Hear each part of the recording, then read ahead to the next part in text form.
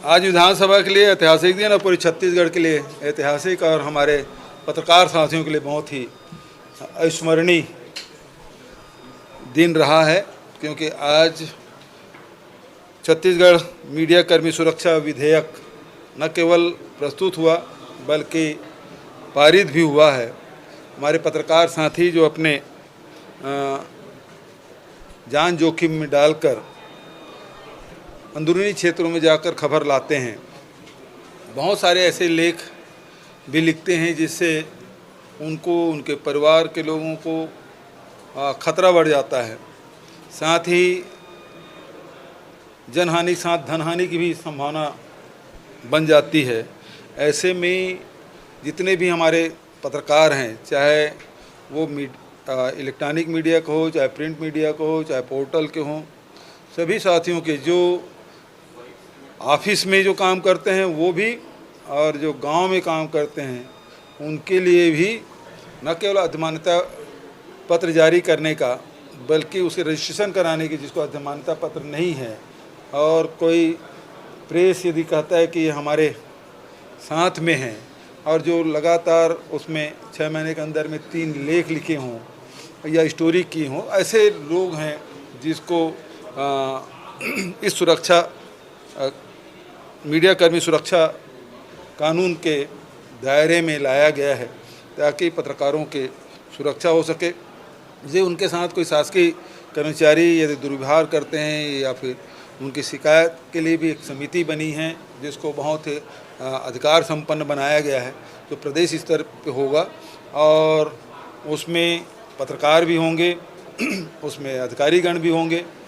तो वो सब मिल के 6 लोगों की समिति बनेगी जिसके माध्यम से उसे सुनवाई की जा सकेगी और आवश्यक निर्देश भी दे सकेंगे और दंड भी का प्रावधान है। यदि उससे संतुष्ट नहीं होते तो अपील की भी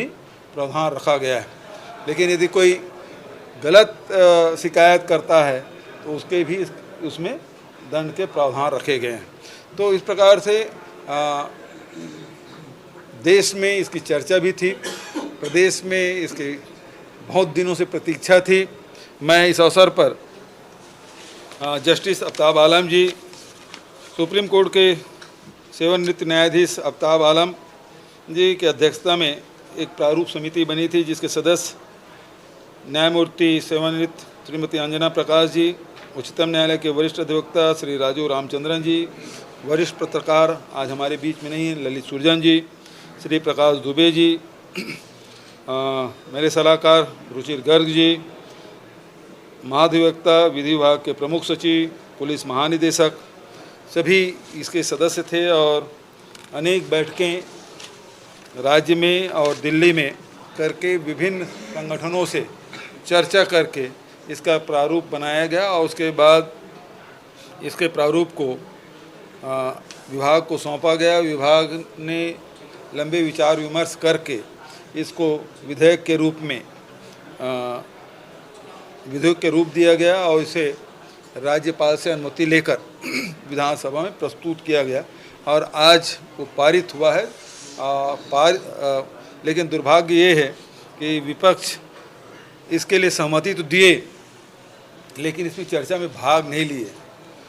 किन कारणों से नहीं लिए वो अलग बात है, लेकिन कुल मिला के जो उनकी मंशा थी, अजय चंद्राकर जी बोलने खड़े भी हो गए लेकिन बाद में उसके साथियों ने बिठा भी दिया। तो ये बहुत दुर्भाग्यजनक है कि ऐसे विधेयक जो मूल विधेयक है और पहली बार छत्तीसगढ़ की विधानसभा में प्रस्तुत हुआ है, तो विपक्षी साथियों को भी इसमें अपनी राय रखनी थी, जो नहीं हुआ। ये बेहद दुर्भाग्यजनक है। हालांकि सर्वोन्नति से इस विधेयक को पारित किया गया।